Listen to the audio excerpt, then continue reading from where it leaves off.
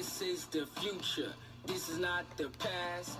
This is the future. And the future moves fast. This is quicker, simpler. Rules, reform, this is your game. Safer, this is football, reborn. This is gaming and fantasy. This is batting, roulette. Make a trade, make a team, make a move, make a bet. This is fans above all. This is maximum action. Let's stall, more ball, fewer infractions. This begins in 2020. The future is near. More access, more everyone, more everything here. This is our moment, our story to tell. This is history begun. This is the XFL.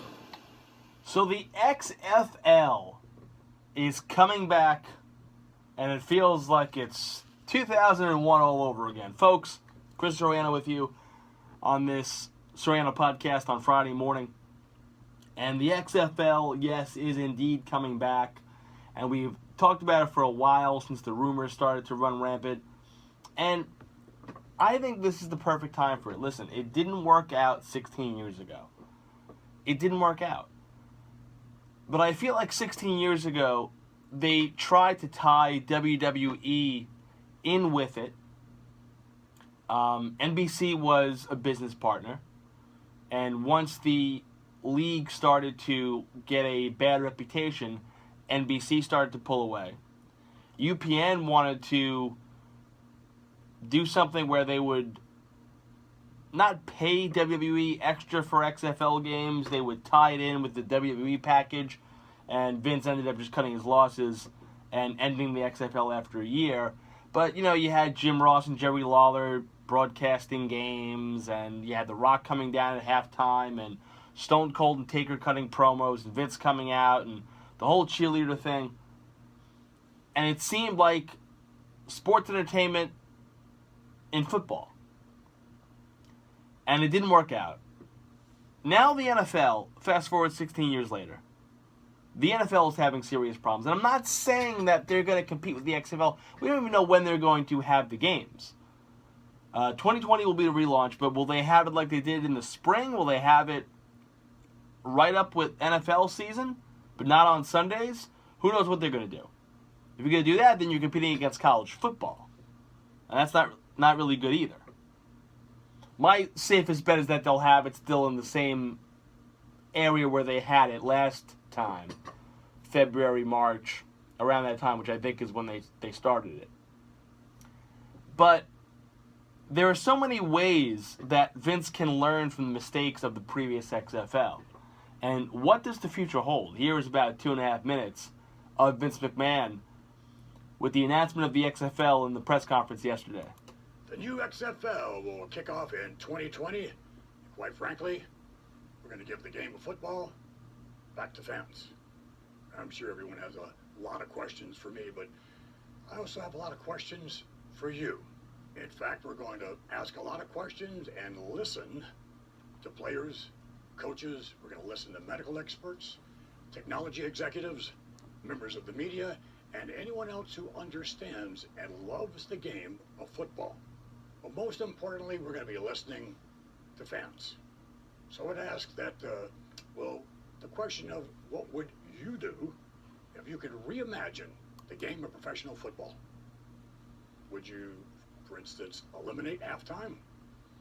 Would you have fewer commercial breaks? Would the game of football be faster? Would the rules be simpler? The new XFL will be fan-centric, with all the things you like to see and less of the things you don't. And no doubt, a lot of innovations along the way. We will present a shorter, faster-paced, family-friendly, and easier-to-understand game. Don't get me wrong, it's still football, but it's professional football reimagined.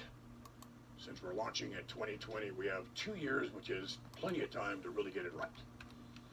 We intend to start conservatively with 8 teams, 40-man rosters, a 10-game regular season, and postseason featuring 2 semifinals, and of course, a championship game. Now, what about the players? As you know, there's a wealth of talented players that we can draw from, but in the XFL, the quality of the human being is going to be as important as the quality of the player. Our approach to presenting games will be multi-platform, which will allow us to engage fans and customize the viewing experience in ways that were never imaginable just a few years ago. You'll be able to watch the XFL on big screens, mobile devices, and everything in between.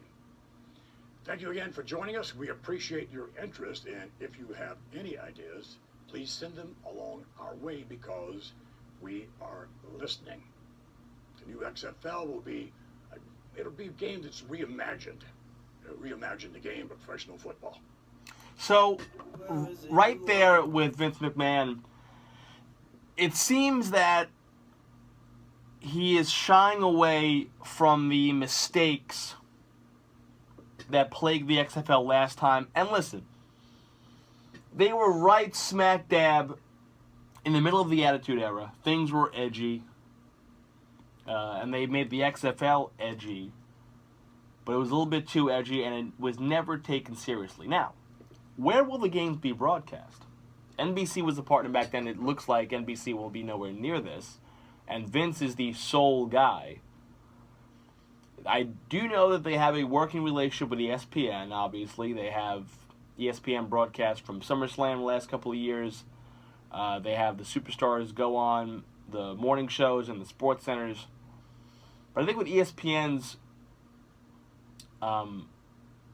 relationship with the NFL, I don't know if the NFL is going to allow ESPN to do that. Remember, the NFL is very sensitive.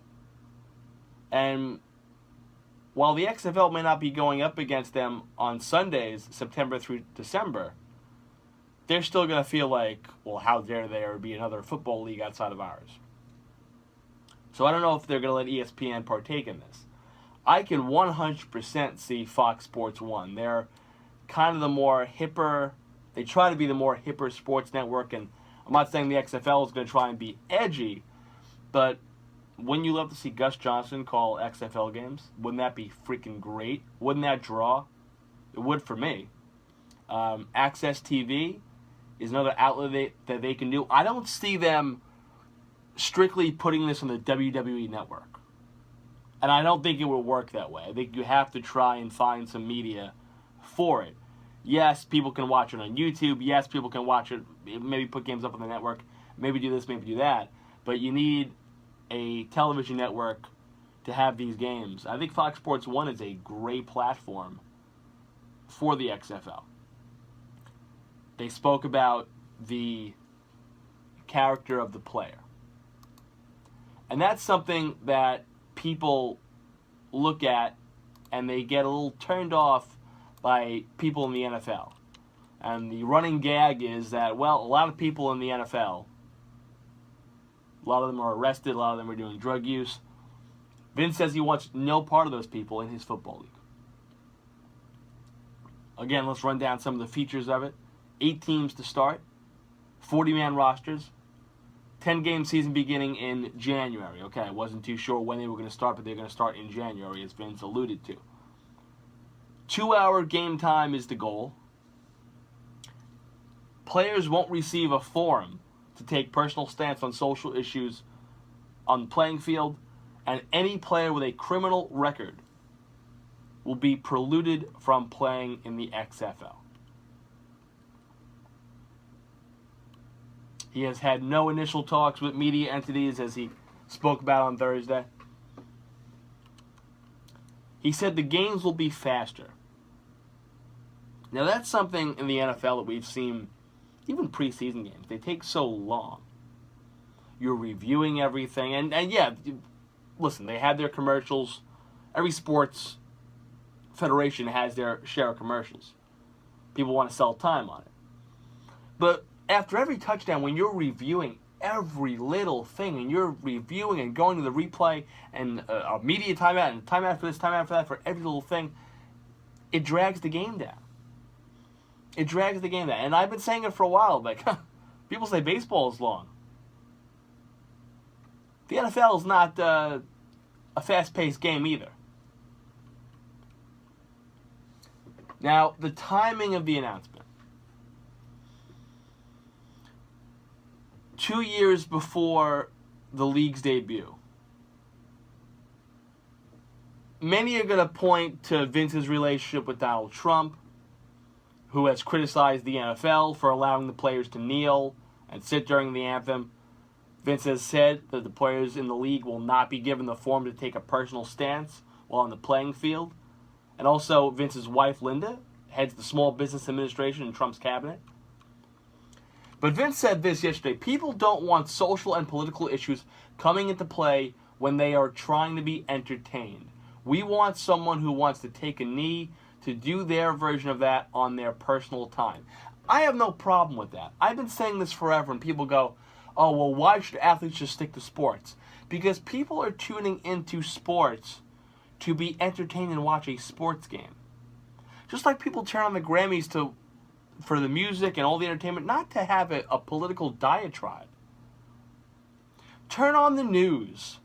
Or if you're an athlete, or if you're an actor or an actress or a singer, go on these news shows and talk about it. But leave it out of the stuff that people tune in to be entertained for. And I have no problem with Vince saying that. And Vince says despite the relationship with Trump, he has no idea whether President Trump will support this. First of all, who cares if Trump will support it? Who the hell cares? That's number one.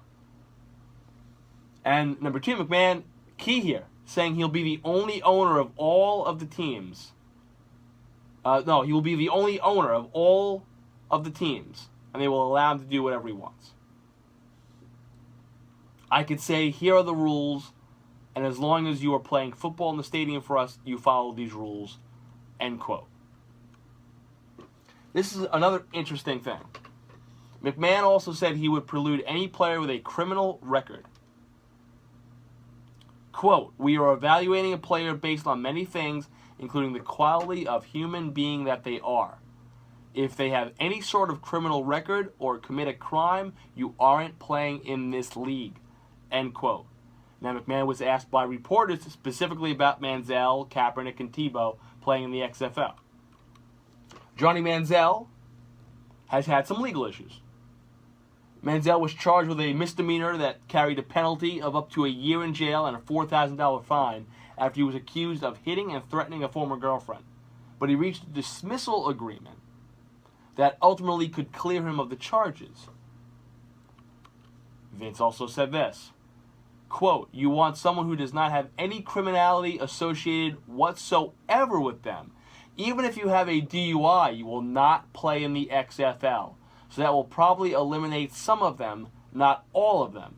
If Tim Tebow wants to play, he can very well play. End quote.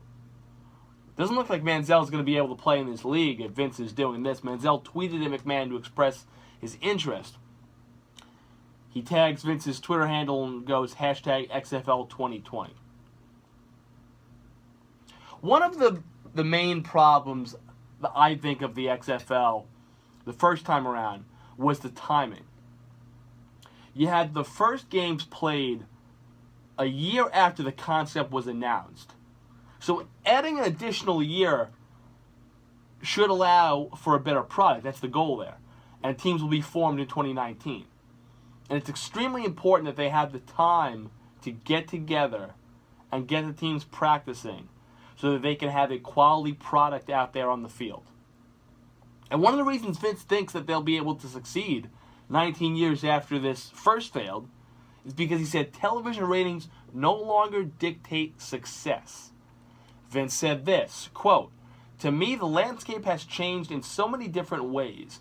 Just look at technology and companies like Facebook and Amazon bidding for sports rights. Even if ratings go down, there's no denying that live sports rights continue to be valuable and continue to deliver. End quote. And one of the ways that Vince envisions enticing major media partners is to offer them something the NFL hasn't. More creative feeds of the same game.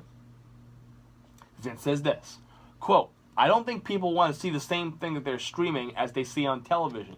That's boring. I think fans want it shot in a totally different way, and I think there's an immersive opportunity that's more interactive to the game. End quote. Folks, it's the perfect time for the XFL. We had a thing the other day where we were talking about the NFL turned down a veterans ad for standing up for the anthem. And the NFL says that it's too political. Yet they have a lot of political statements that, well, they don't go with the liberal NFL agenda. So people are pissed off. Football fans are pissed off. I saw 4 people, New York Jet season ticket holders, that emailed back the Jets saying, we will not be coming to the games. We are done with the NFL. They are treating the veterans like garbage. I think now is the perfect time for the XFL. It gives fans an alternative to the NFL, and it may not work. And it may be around for a year, maybe around for maybe 2 or 3. Maybe around for a long time.